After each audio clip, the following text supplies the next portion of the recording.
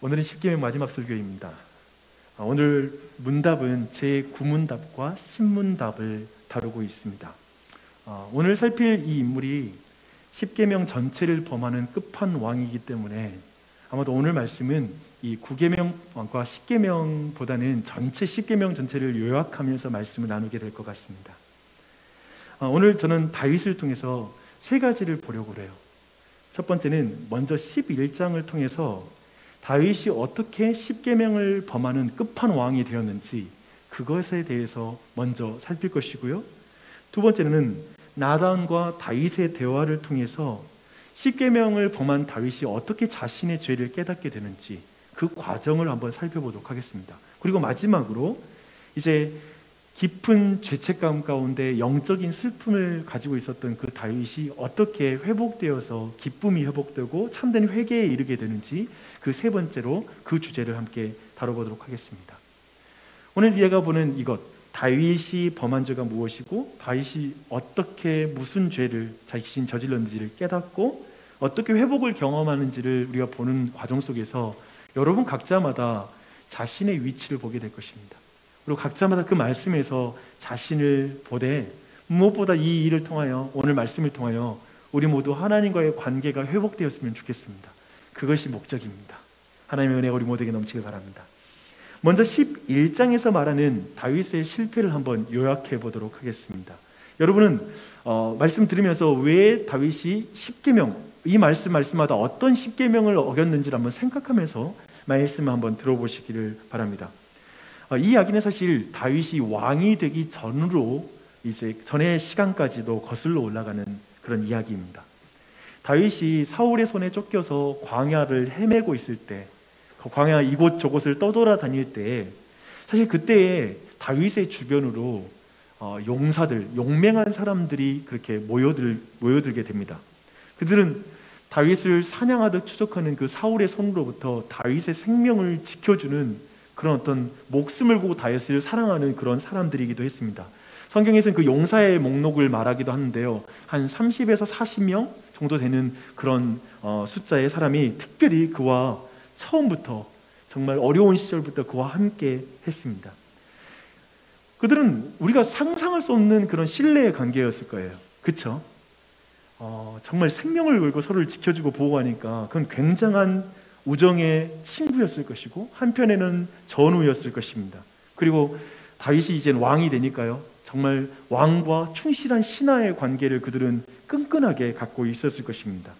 이제 다윗이 그 광야의 시절을 지나고 다윗이 이스라엘 전체의 왕으로 등극했을 때 이제 당연히 그들은 개국 공신이기도 하잖아요. 정부의 중요한 요직들을 차지하고 신실하게 다윗을 섬겼습니다. 그 중에 한 사람이 이방인이면서 이스라엘의 귀화한 히타이트 종족, 헷족 속의 우리아라는 그런 용사가 있었습니다. 그리고 그에게는 굉장히 아름다운 아내 밧세바가 있었습니다. 이제 비극의 시작은 이렇게 시작됩니다.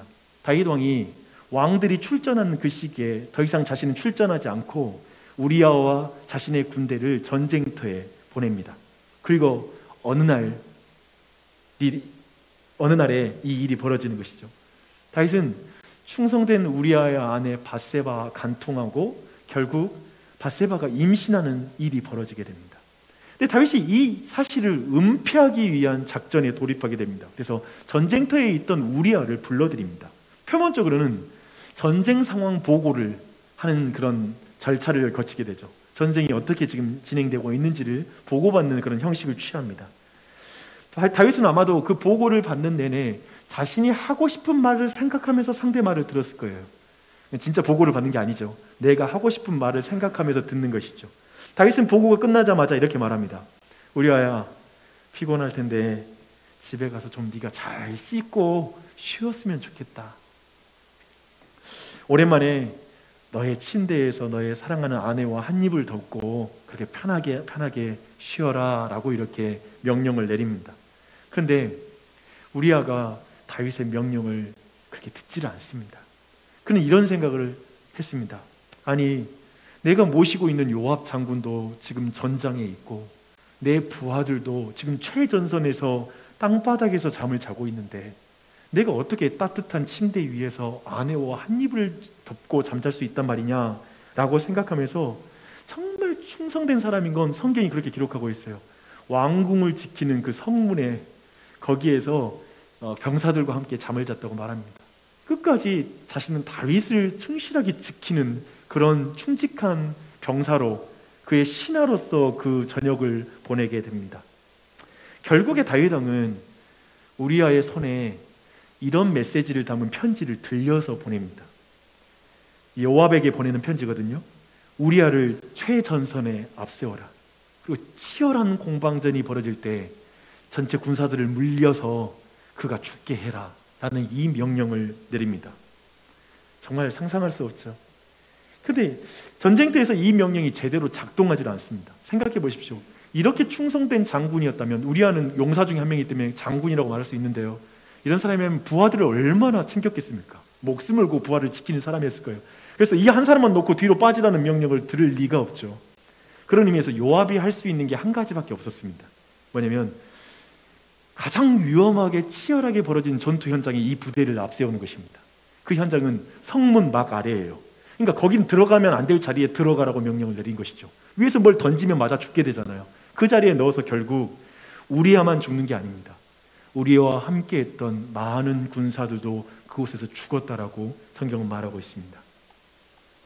그리고 나서 요압은 우리아가 죽었다라는 전령을 다윗에게 보내고, 다윗은 기다렸다는 듯이 밧세바를 아내로 취하고 이제 그로부터 아들을 얻게 됩니다. 아마도 이 모든 과정은 잘 포장되었을 거예요. 외부에는 잘 포장해서, 통치자들이 그런 걸 잘하니까요.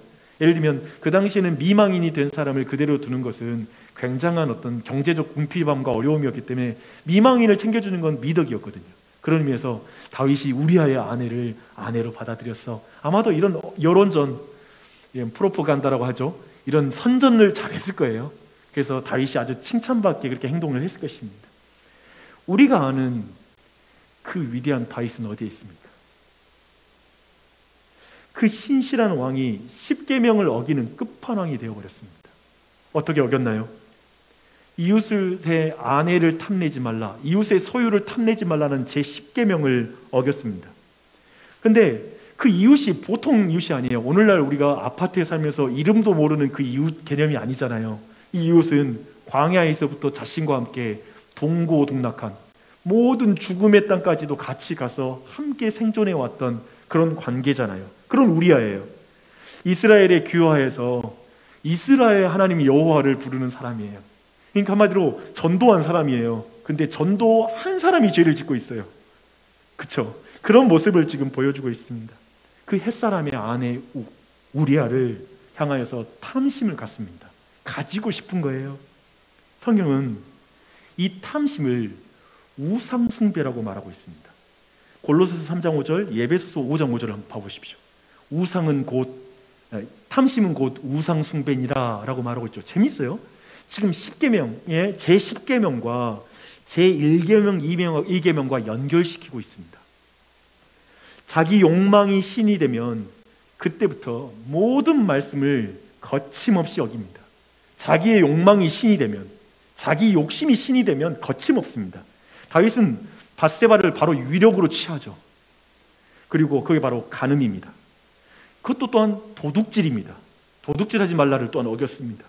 그리고 임신을 숨기기 위해서 아주 잘 짜진 작전을 세우고 거짓말을 아주 잘 포장해서 하고 있습니다. 결국에는 밧세바를 취하기 위해서 우리아를 죽여버립니다. 살인을 저지릅니다. 우리아만 죽인 게 아니에요. 우리아 주변에 있는 많은 군사들도 죽여요. 근데 그 군사들이 누군지 아세요? 다윗을 진짜 사랑하는 군사들이에요. 다윗을 위해 사람의 생명을 바치는 군사들이에요. 그들은 아무런 이유도 모르고 죽어가는 거예요. 이 과정을 여러분 주목해 보십시오. 잘 보면 10계명, 즉 보이지 않는 탐심에서 시작한 그 일이 결국에 수없이 많은 사람의 죽음이라는 아주 가시적으로 너무나 비참한 사건으로 일이 커지고 있습니다. 여러분, 우리가 주목해야 될 이유가 있는데, 왜냐하면 사람들은 눈에 보이지 않는 탐심이 10계명 안에 들어가는 것에 대해서 불만이 있습니다. 왜냐하면 모든 사람이 욕심이 있잖아요. 근데 욕심 가지고 굳이 죄라고 말하는 거 너무 지나쳐 보이잖아요. 성경 말하죠. 욕심이 잉태한 즉 죄를 낳는다. 이런 성경의 가르침이 있는데 이런 말씀을 들으면 사람들은 불쾌하죠. 그래서 주님께서 해석하신 대로 너희 마음 가운데 미워하는 것이 바로 살인을 저지른 죄와 같다. 너희들의 마음에 음욕을 품는 것이 바로 간음을 저지르는 것과 같다라는 예수님의 가르침을 보면 사람들은 화들짝 놀랍니다. 그건 너무 지나친 해석 아닌가요? 너무 과한 해석 아닌가요? 사람들 거기에 안 엮일 사람 어디 있어요? 다 죄인 만드네? 라는 어떤 이런 마음과 반감을 가질 것입니다. 그래서 많은 사람들은 탐심을 간과합니다. 탐심 별거 아니야. 세상 사람 요즘 욕망하라고 그러잖아요. 요즘 시대는 욕망하라. 마음껏 욕망하라. 욕망이 이토록 미덕이 되는 사회는 없었죠. 마음껏 욕망하라고 말하고 있어요. 그러나 다윗을 주목하십시오. 제10계명 탐시 곧 욕망이 우상이 되면 모든 계명을 어기는데 거침이 없습니다. 그게 바로 10계명의 어떤 무서움이죠. 그런데요, 정말 저는 주목해야 될 게 있는 것 같아요. 이 전체 이젠 10계명을 어기는 끝판왕으로서 다윗이 이렇게 행하잖아요. 그런데 이제 그렇게 해서 결국 밧세바를 통해 아들을 낳아요. 그러니까 지금 최소한 10개월이 지나고 나서 나단이 다윗에게 나옵니다. 이렇게 보면 이때까지 10개월이 지나도록 다윗은 어떤 자책도 후회도 하지 않아요. 그리고 뭔가 자신이 지금 우리아를 죽였음에도 불구하고 뭔가 가책을 느끼고 하는 기록이 전혀 나타나지 않습니다. 과거에 이 다윗이라는 사람이 어떤 사람인지 아세요? 사울이 죽일 수 있는 기회, 사울이 용변을 보기 위해서 굴 속에 들어갔는데 굴 속에 숨어있던 다윗이 있었던 거예요. 근데 그 다윗이 사울을 죽이지는 않고 그 옷자락을 살짝 뱁니다. 근데 그 베고 나서 성경 뭐라냐면 다윗이 그것이 때문에 죄책감을 느끼는 거예요. 가책을 느끼는 거예요. 다윗은 굉장히 민감한 사람이에요. 조금이라도 기름 부은 자를 내가 이렇게 해를 끼치는데 옷자락 자른 것만으로도 마음에 굉장한 가책을 느끼는 그런 사람인데 그 다윗이 지금 어떻게 변해버린 거예요? 도대체 다윗이 도대체 무슨 일이 있는 거죠? 어떻게 하면 이렇게 둔감해진 것이죠? 지금 다윗 왕은 애굽의 바로왕 같아요. 그냥 이방의 군왕처럼 보이지 않습니까? 제국의 왕처럼 느껴지지 않습니까? 이 당시에 모든 제국의 왕들은 그랬죠. 아름다운 여인이 있어요. 근데 남편이 있는 거예요. 그러면 어떻게 하냐면 남편을 죽이고 아내를 취하는 거예요. 그 여인을. 군왕이니까, 왕이니까 힘을 그런 식으로 활용했습니다. 근데 천천히 오늘 말씀 보면 다윗이 이 세상의 군왕들이 사용하는 그 정치 권력자들이 권력을 사용하는 방식에 중독되어 가고 있다는 걸 보여주는 그런 말씀이 있습니다. 무슨 말이냐면 이제 그 밧세바를 부르고 할 때 사람을 보내고 오라 가라 합니다. 그런 표현이 나와요. 그리고 심지어 우리아의 손에 우리아를 죽이라는 밀서를 들려 보냅니다. 그리고 자신의 목적을 취하기 위해 이 당시 군왕들이 다 그렇죠. 군사 몇 명 죽어난 것으로 눈 깜짝하고 슬퍼하면 못 해먹잖아요. 이제 전쟁 때 수만 명이 죽어가는 판에 굉장히 사람의 생명에 대해서 가볍게 여기는 마음이 있겠죠. 수만 명 중에 한 명 죽었으니까 몇 사람 죽은 거. 마치 다윗이 지금 장실에 충실한 그 신하들이 부하들이 지금 죽었거든요. 전장에서. 근데 마음이 어려워하지 않아요. 됐어. 내 목적이 이루어졌으면 됐어. 그 정도 희생은 전쟁터에서 어쩔 수 없는 거 아니야? 라는 식으로 생각을 했을 것입니다. 다윗은 정말 우리아가 죽자 거침없이 밧세바를 취하고 아들을 얻어요. 거침없어 보입니다. 근데 지금 다윗은 어떤 자신의 탐심을 통하여서 기업과 얻고자 한 걸 얻어낸 거잖아요. 근데 진짜 그가 뭘 잃고 있는지는 몰라요. 자신이 뭘 잃고 있는지는 모르는 상태입니다. 최소한 그의 가장 가까운 시종들은 이제 다윗에 대한 모든 신뢰가 깨져버렸을 거예요. 그렇죠? 이 모든 명령을 위해서 수행한 그 사람들은 다윗이 얼마나 비열하게 자신을 가장 사랑하고 충실했던 그 우리아를 어떻게 대하는지를 다 봤어요. 신뢰가 깨졌겠죠. 그리고 또한 요압 장군 또한도 나중에 왜 우리아를 죽이라는지 이유를 몰랐지만 나중에 그의 아내를 취했다는 소식을 듣고 나서 이제 이 모든 전말을 이해했겠죠. 요압에게도 굉장히 고소의 거리, 요압에게도 어떤 부족한 모습을 드러내고 있는 것입니다. 얼마나 잔혹한 명령이에요. 근데 진짜 다윗이 잃고 있는 게 있었어요. 그 어떤 것보다 다윗이 뭘 잃고 있었는지를 11장 마지막 절이 말하고 있어요. 성경이 이렇게 말합니다. 다윗이 행한 그 일이 여호와 보시기에 악하였더라.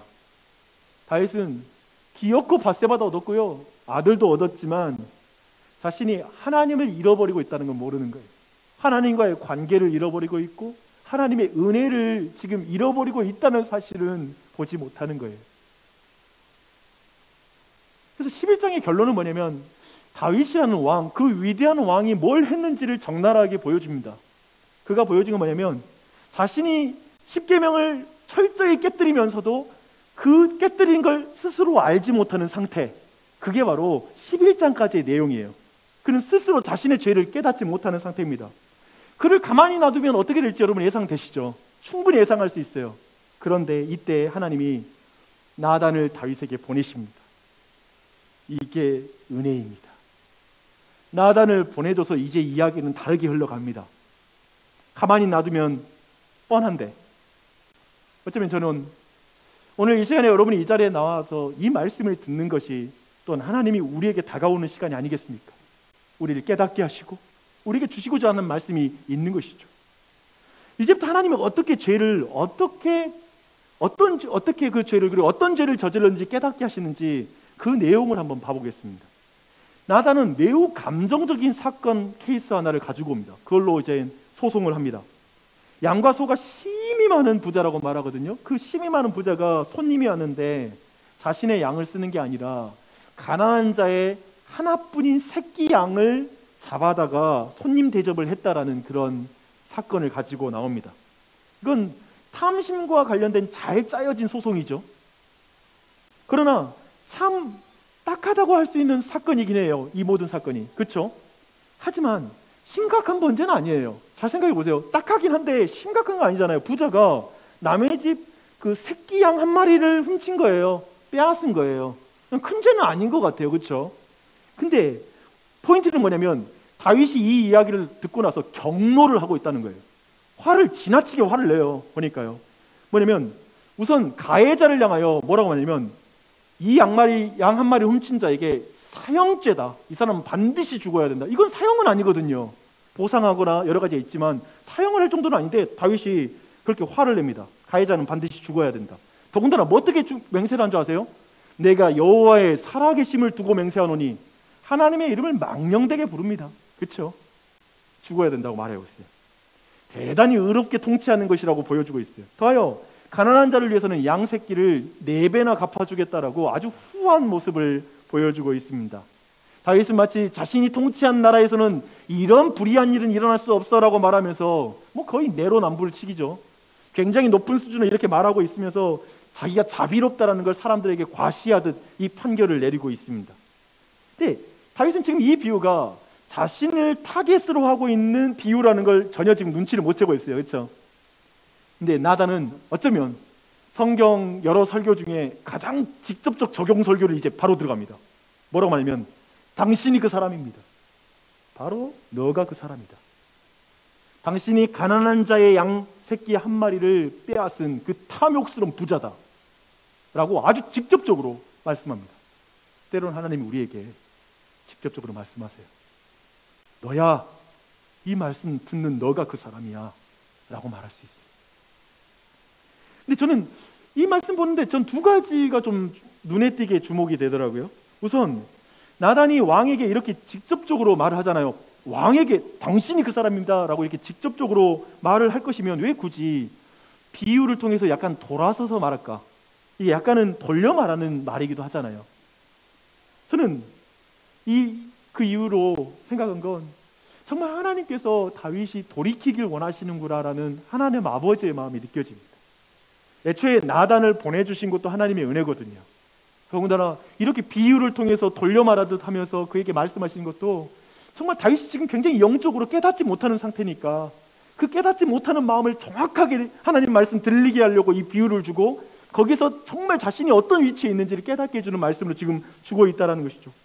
무엇보다도 이 비유 자체가 다윗의 굉장히 딱딱해진 마음을 부드럽게 만드는 그런 비유이기도 했어요. 왜냐하면 다윗은 그 자신의 이력이 어렸을 때 목자였거든요.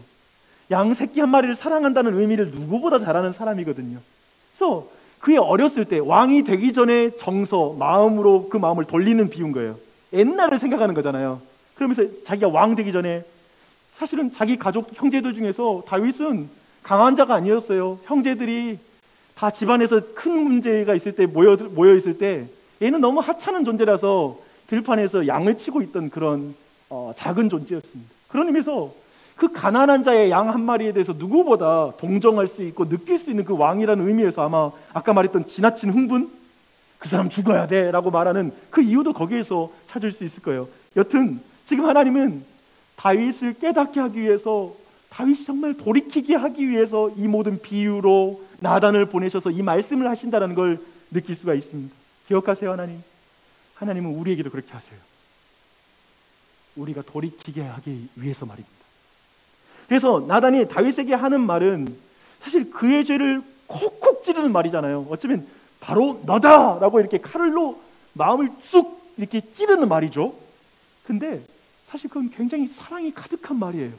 그래서 그 칼은 사람 죽으라고 하는 그 칼이 아니라 정말 다윗의 병든 마음을 도려내는 메스와 같은 것이죠.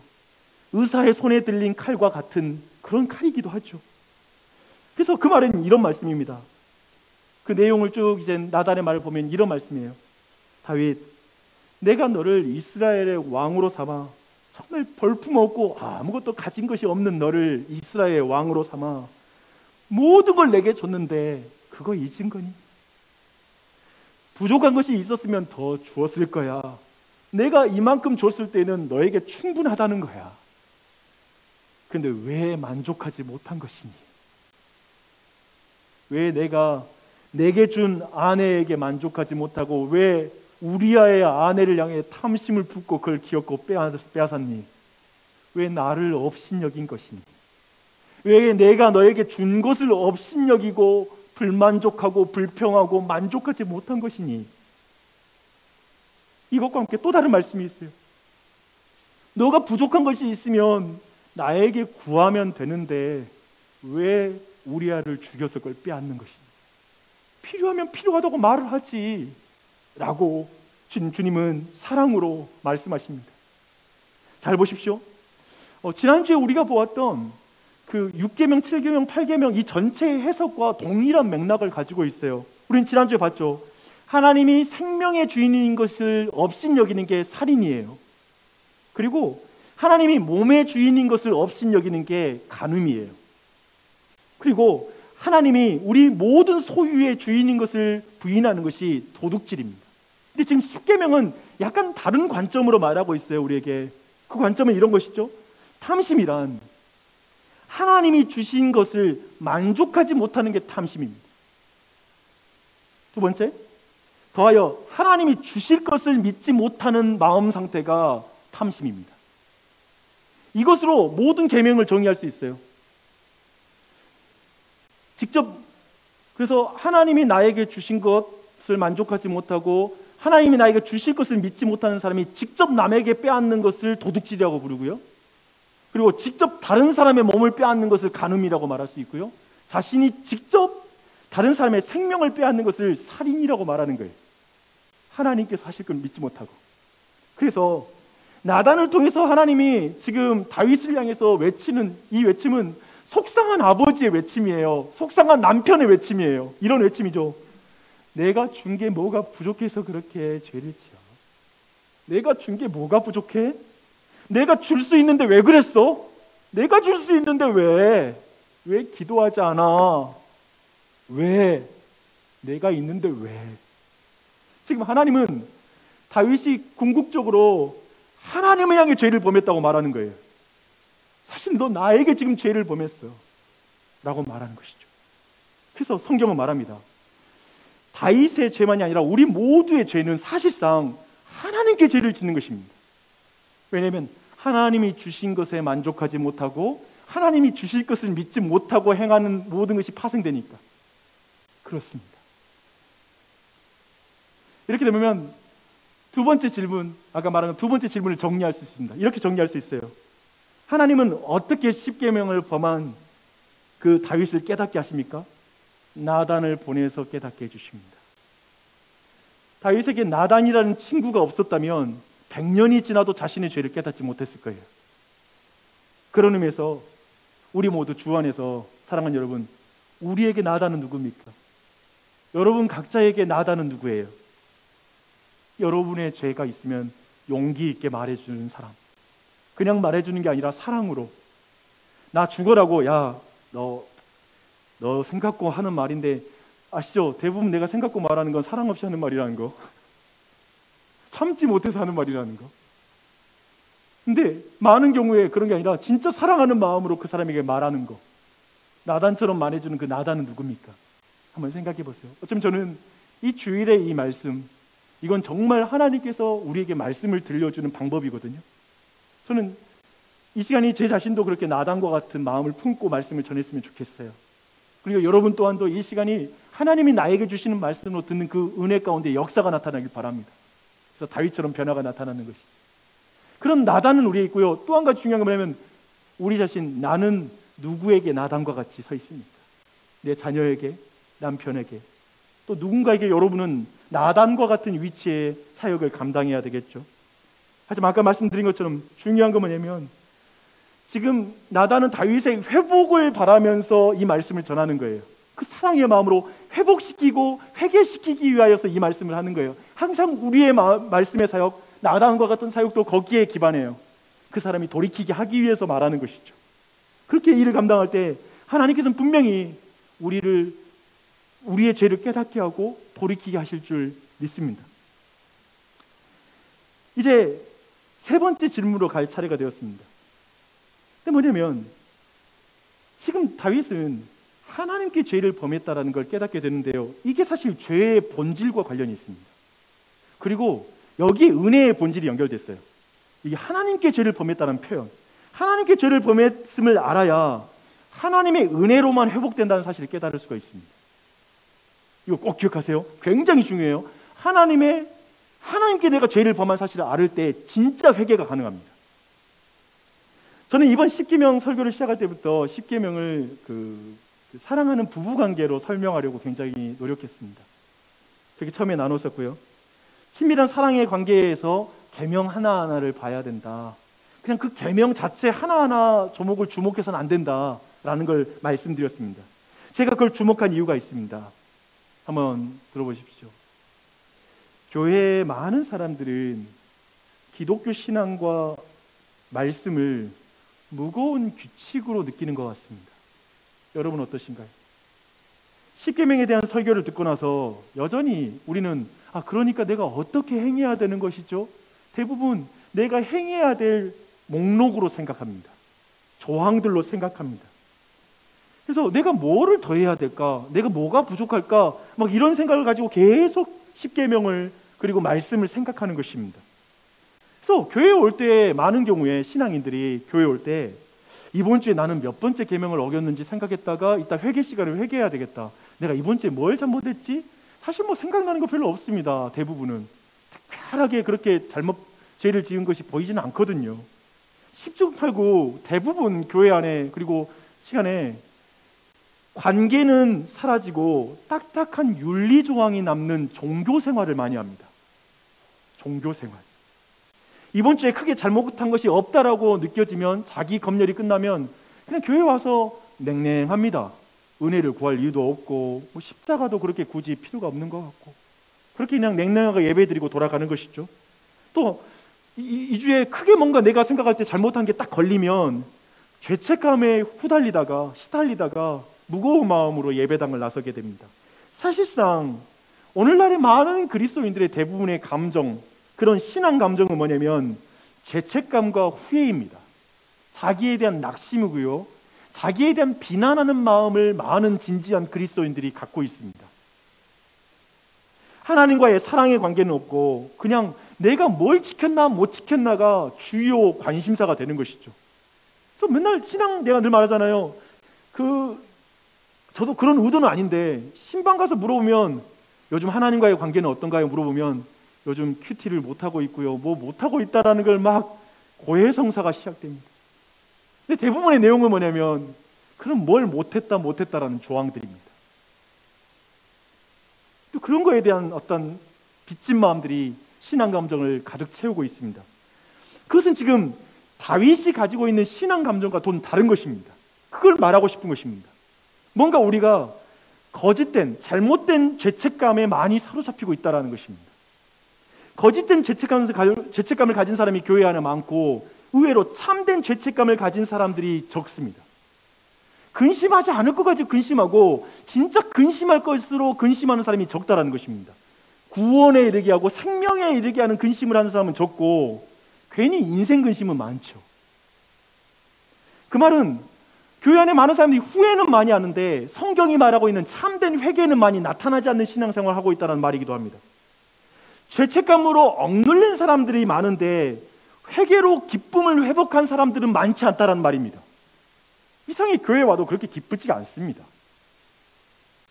궁극적으로 자신의 행위를 보고 탄식하는 사람은 많은데 예수 그리스도의 행하심을 보고 탄성을 저지르는 찬양은 많지가 않습니다.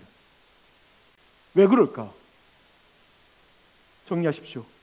여러분, 죄의 본질을 정확히 알아야, 다윗이 가지고 있는 그 죄의 본질을 정확히 알아야 우리는 참된 죄책감을 갖게 되고요, 그 참된 죄책감이란 말은 뭐냐면 생명에 이르게 하는 근심을 하게 됩니다.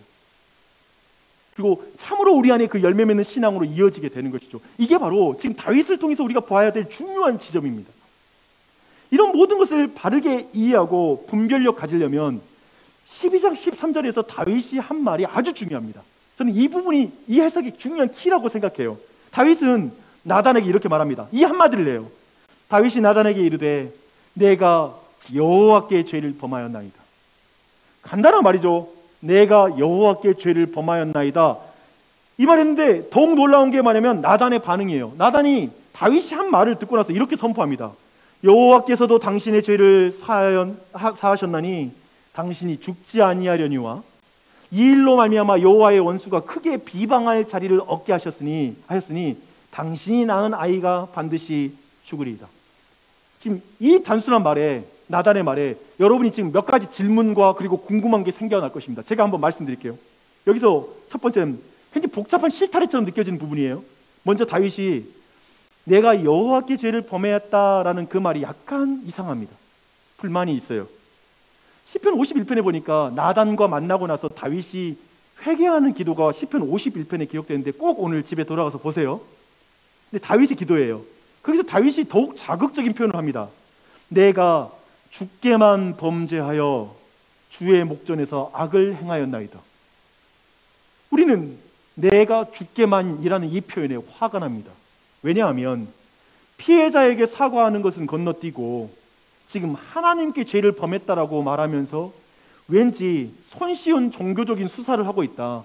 책임감이 없는 용서를 구하고 있다. 그리고 문제는 뭐냐면 너무 쉽게 나단이 그 한마디에 내가 주께 범죄하였나이다, 이 한마디에 용서를 선포해 주는 것도 이해가 안 돼요. 나단이 너무 쉽게 용서해 주는 거 아니야? 라는 그런 생각이 듭니다.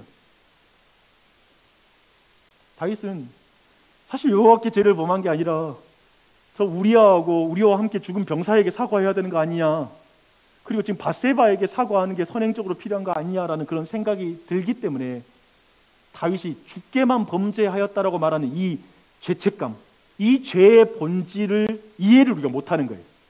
이게 이해가 안 되면 아까 말한 것처럼 두 번째가 이해가 안 돼요. 왜 나단이 이 한마디에 너의 죄가 용서했다라고 이렇게 말하지? 어떻게 이렇게 쉽게 용서할 수 있지? 값싼 용서 아니야?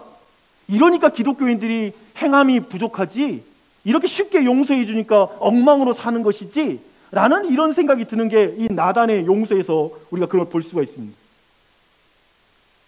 근데 그 뒤에 이어지는 내용도 이해가 안 돼요.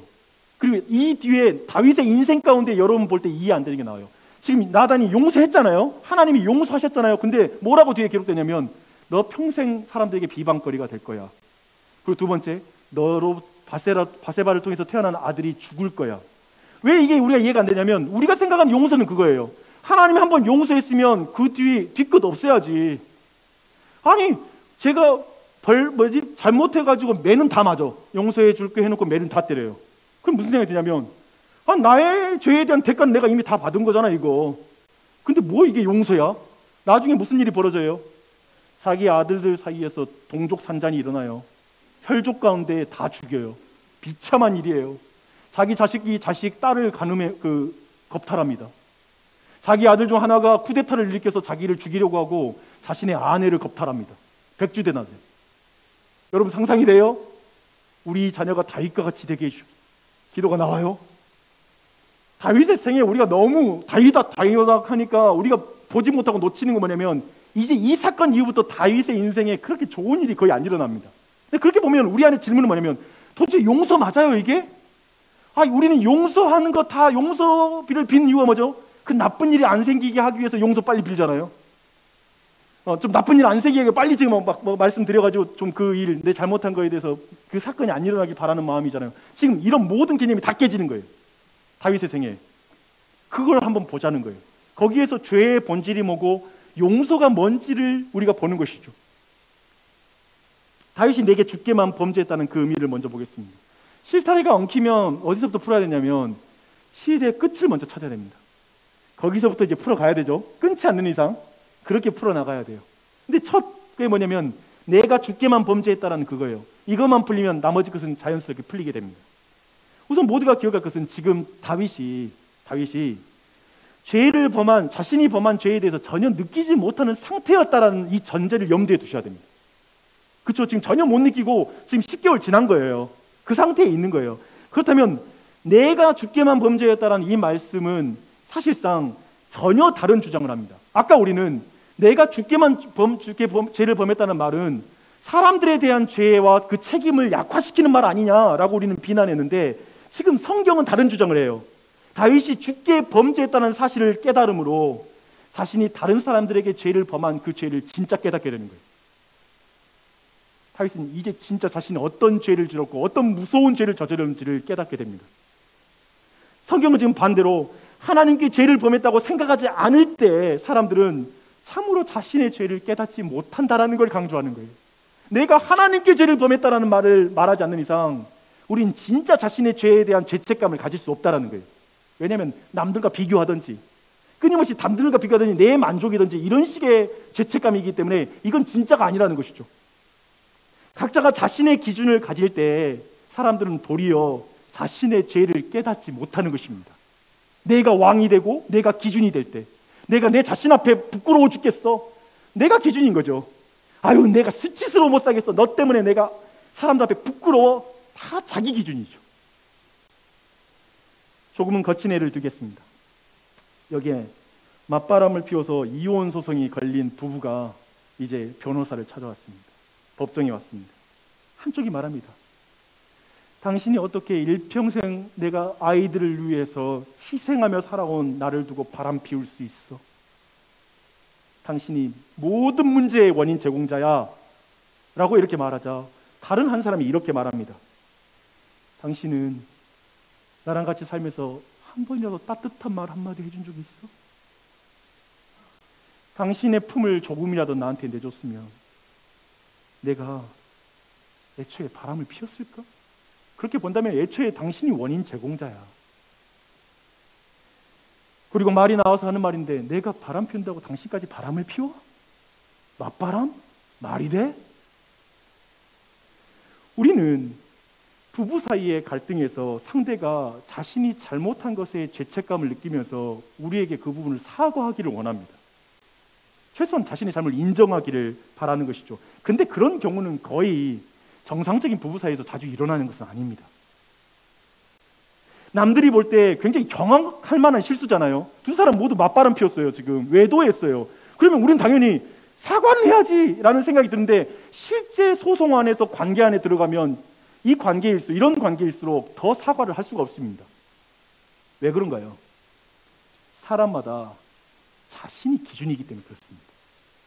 자신이 기준이기 때문에. 다윗으로 한번 넘어가 볼까요? 우리는 다윗 왕을 볼 때 아까 본 것처럼 도대체 이렇게 잘못을 많이 했는데 어떻게 다윗은 죄책감도 못 느끼고 이렇게 뻔뻔해? 어떻게 회개하지 않았지라는 것을 우리는 질문을 해요. 동일한 거예요. 그것을 할 때는 다윗이 근본적으로 기준이 지금 바뀌어버린 거예요. 하나님이 아니라 자기 자신 안에 다른 기준을 가져온 것이죠. 그 가운데 죄책감을 못 느끼는 뒤틀린 자아를 가지고 있는 것입니다. 생각해보면 우리 모두도 저마다 죄책감을 느끼는 정도가 다릅니다. 히틀러는 600만 명의 유대인들을 학살하면서 죄책감을 느꼈을까요? 반면에 어떤 사람은 작게 화를 내고 나서도 돌이켜서 저녁에 울면서 후회를 합니다.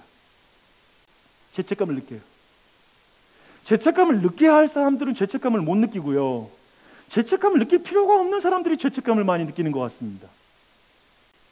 즉, 거짓된 죄책감을 가진 사람은 굉장히 많고요, 참된 죄책감을 가져야 할 사람들은 굉장히 적어요. 그래서 기준이 중요합니다. 그러니까 참된 죄책감과 거짓된 죄책감을 나누는 건 기준이에요. 도대체 무엇이 거짓과 참된 죄책감을 나누는 기준이 될 수 있을까요? 양심일까요? 기억할 거 뭐냐면, 양심이 기준이라면 연쇄살인범도 양심에 따라서 사람 죽이는 거거든요. 기준이 될 수가 없어요. 감정일까요? 감정도 기준이 될 수가 없겠죠. 부모님, 친구, 그리고 철학자들의 그들의 기준이 내가 지켜야 될 죄책감을 느끼고 안 느낄 수 있는 기준을 거기에 둬야 될까요? 도리어 굉장히 불안해요. 위험해요. 그렇죠? 그렇게 우리는 죄책감을 가질 수가 없어요. 다윗은 어떻게 할까요? 사실 다윗도 자기 자신이 합리화할 수 있는 게 너무 많은 거예요. 왕으로서 너무나 많은 업무에 시달리는 거예요. 그렇게 시달리다가 한 여인을 보고, 야, 내가 왕인데 저 여자 하나 못 취해? 내가 이렇게 마음의 위안이 필요할 때 한 여자 못 취하는 거야? 다른 모든 군왕들도 취하고 싶은 여자들 있으면 취하기도 하는데 그건 이 백성의 아버지로서 내가 충분히 누릴 수 있는 그런 거 아니야? 그 당시 시대 정신이니까요. 그 당시의 왕들의 대세이니까요. 세상에선 정치 권력자가 그 동조하는 것은 문제 없으니까 어쩌면 다윗은 후회했을 수 있어요. 하지만 그가 후회했을 때에는 이미 우리아가 죽고 없는 거예요.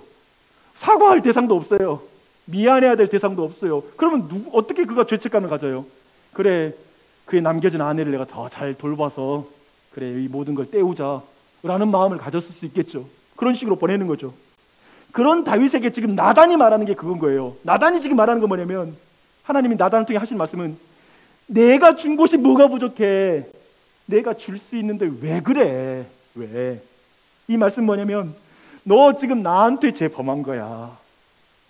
너 사과도 못할 우리아에게 어쩌면 느끼는 죄책감? 아니면 어떤 마음들? 그게 아니라 너 근본적으로 이 잘못, 내가 사랑하는 형상인 우리아, 내가 사랑하는 우리아를 죽였기 때문에 넌 나를 고통스럽게 한 거야. 마치 누군가가 내 아이를 괴롭히면 내가 그렇게 화가 나잖아요. 부모가 그렇게 속상하잖아요. 내 아이에게 누가 욕했단 말 들어도 싫거든요. 근데 지금 우리아를 죽인 거에서, 아니 그건 나한테 지금 죄를 범한 거야 라고 말하고 있는 것이죠. 다윗은 이제까지 하나님이라는 기준을 잊고 산 거예요. 그래서 그가 말하는 거예요. 하나님께만 내가 죄를 범하였나이다. 하나님께 죄를 내가 범하였습니다 라는 사실을 그는 이제 이해가 한 것입니다. 그래서 주께만 죄를 범하였나이다 라는 말은 무책임한 종교적 어떤 책임을 떠넘기는 그런 말이 아니에요. 사람들을 책임지지 않는 태도가 아니에요. 도리어 참된 기준이 회복될 때 모든 핑계와 모든 변명을 멈추고 자신이 십계명을 어긴 것에 대해서 진짜 깨닫게 되고요, 세상 기준이야 다른 사람 기준으로 내 죄를 보는 게 아니라 하나님의 기준이니까 그 앞에서 내가 반응할 뿐이에요. 그저 양심에 따라 살아가는 사람들이 회개할 수 있는 것이 아니라 하나님의 말씀이라는 기준을 통해서만 사람은 회개할 수가 있습니다. 그게 참된 죄책감이에요. 그렇지 않은 것은 일반 종교인들도 죄책감을 가지고 있다는 거 잊지 마십시오. 모든 사람이 죄인이라고 생각합니다.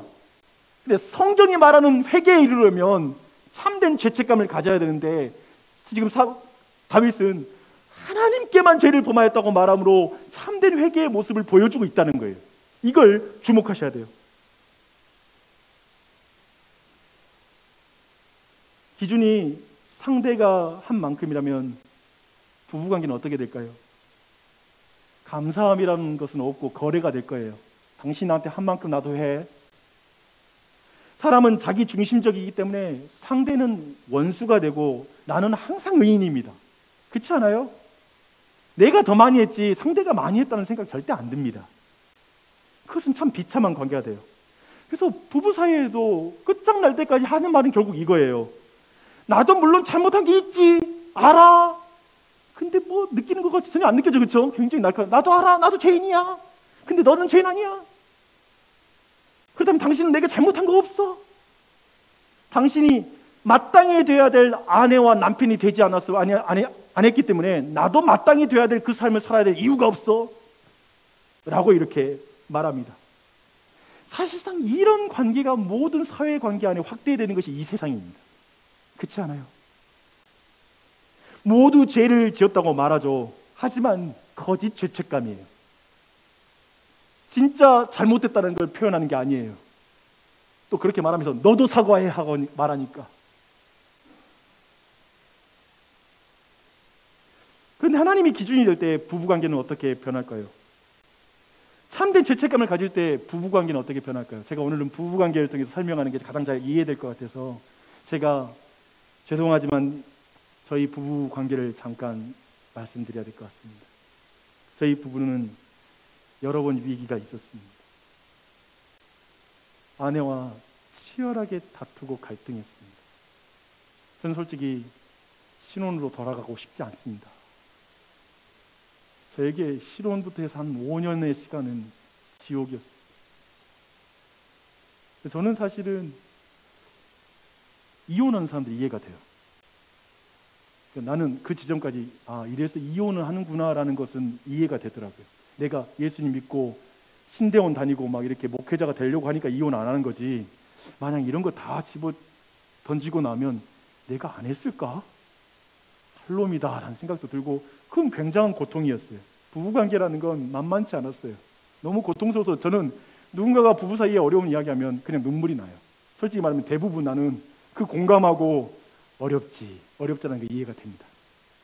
도리어 한 번도 안 싸웠다고 말하는 현 부부는 너무 싫습니다.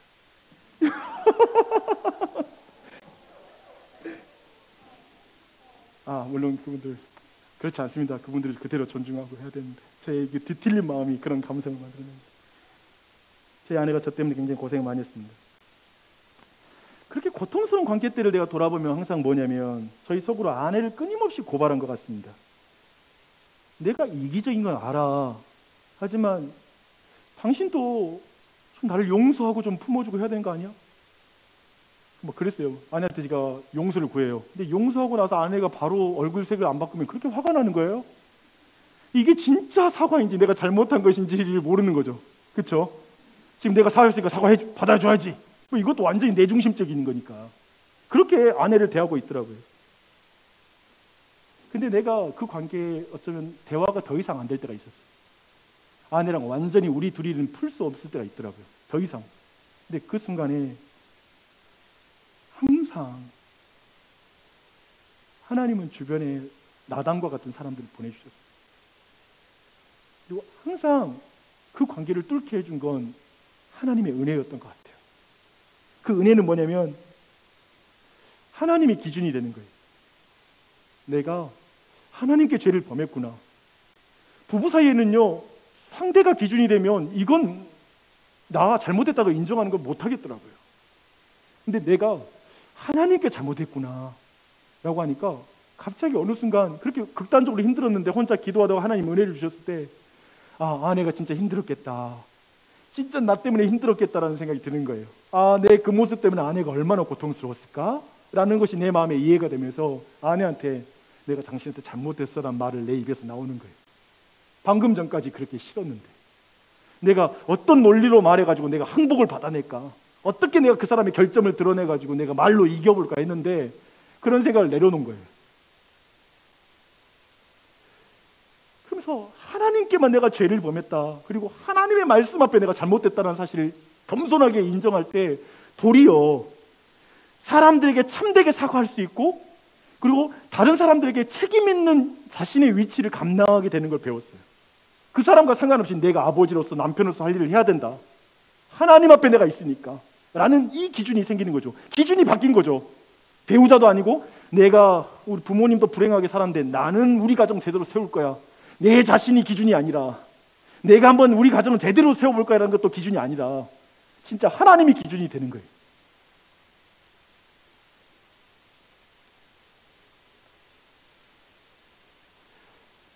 제가 볼 때 이것이 다윗이 이해한 죄의 본질과 그리고 회개로 나아가는 걸 이해하는 키더라고요. 우리는 하나님이 다윗을 용서하잖아요. 그러면 아까 말한 것처럼 아들을 살려줘야 한다고 생각해요. 제가 진짜 죄를 인정하는 것은 뭐냐면 아까 말한 것처럼 아내에게 내가 용서를 빌고 나서 바로 용서 안 해준다고 화냈잖아요. 그게 사라지는 게 진짜 용서를 구한 상태더라고요. 제가 경험한 거예요. 그 뭐냐면 이제 요즘 뭐냐면 나의 아내를 향한 불평과 원망이 있잖아요. 그래서 그것 때문에 다투다가도 내가 잘못한 건 사과하죠. 근데 그런 마음을 느끼면서 사과했으면 사과할수록 어떤 게 있냐면 그러면 당신도 바뀌어야 되는 걸 계속 봐요. 그래서 때로는 내가 사과한 게 더 화가 날 때가 있어요. 사과까지 했는데 저래? 이런 식으로. 그러니까 내가 본 거 뭐냐면 이건 진짜 하나님 앞에 내가 진짜 죄책감 가운데 바르게 행한 게 아닌 걸 깨달은 거예요. 그러면서 진짜 하나님 앞에 내가 잘못됐다는 걸 깨달으면 아내가 바로 바뀌지 않아도 그 모든 걸 내가 감내하는 거거든요. 받아들이는 거거든요. 왜냐하면 이전에 내가 뿌려놓은 씨앗이 있잖아요. 내가 잘못한 것으로 인해서 아내의 상처가 있잖아요. 왜 그 아물어가는 시간 안 줘요? 내가 그로 말미암은 불편함을 내가 감수해야 되는 게 진짜 회개다라는 사실을 깨닫게 되는 거예요. 다윗을 보면 그래요. 다윗 이후에 나타나는 사건 자연스레 이번에 이제 통독하잖아요. 사무엘하.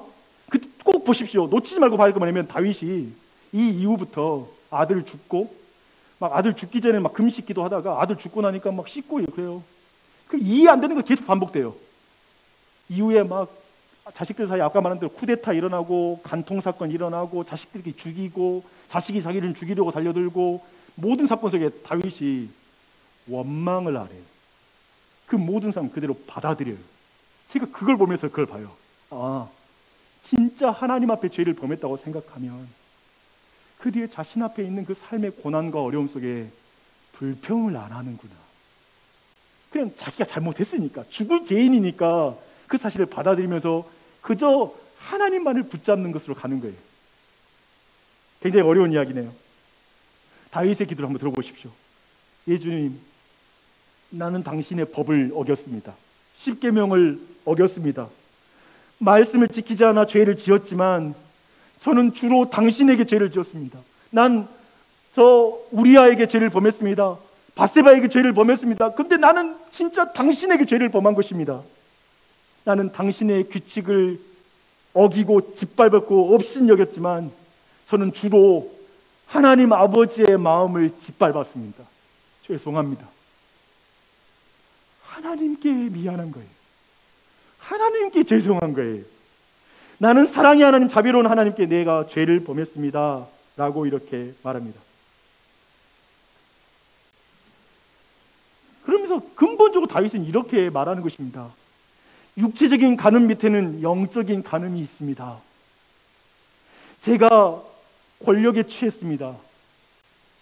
내가 당신의 품 안에 있지 않았기 때문에 내 품에 다른 여자를 품어야 했습니다. 나는 당신의 사랑에 대해서 생각하지 않았습니다. 당신의 사랑 안에 내가 생각하지 않았으므로 당신의 사랑이 내 마음에 없으니 나는 다른 로맨스가 필요했습니다. 다른 여자의 사랑이 필요했습니다. 나는 당신의 변함없는 사랑으로 당신의 사랑에 매혹당하는 것을 잃어버렸습니다. 하나님 사랑, 하나님의 은혜를 잃어버렸습니다. 내 욕심대로 살았는데, 내가 기억하고야 말 것 해왔는데, 사고 싶은 거 샀는데 당신의 사랑을 잃어버렸습니다. 그 빈자리에 다른 걸로 채우려고 할수록 나는 너무 힘이 듭니다. 나는 우리아의 아내의 사랑으로 하나님의 사랑의 빈자리를 채우려고 했습니다. 그녀를 품으려고 했습니다. 근데 다윗이 여기서 이렇게 말해요. 시편 51편을 보세요.